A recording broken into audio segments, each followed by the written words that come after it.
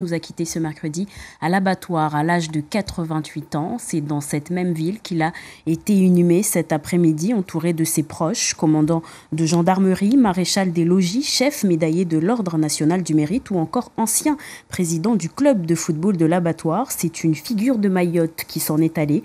Beaucoup ont tenu à lui rendre hommage. Écoutez ces quelques réactions recueillies au micro de Darwesh Daou et Chafion Madi, notamment celle de sa petite fille Milan.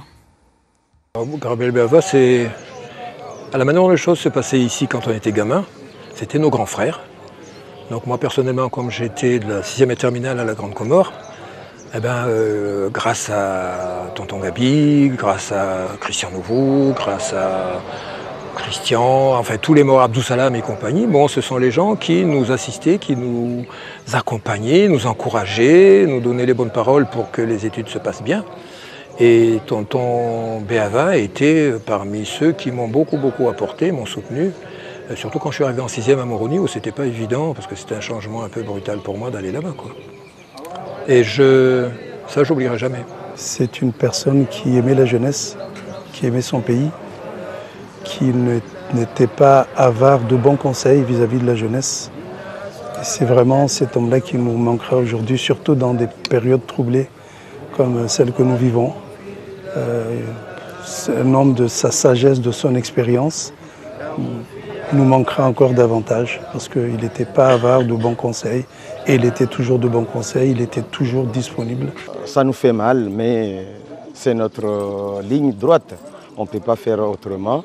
Donc pour moi, j'ai vécu vraiment avec Gabriel depuis qu'il était gendarme à Mayotte, pas de l'abattoir ni à Pomanzi, mais à Mayotte. Donc j'ai vu tout ce qu'il m'a fait parce que j'étais parmi aux gens qu'il m'a indiqué.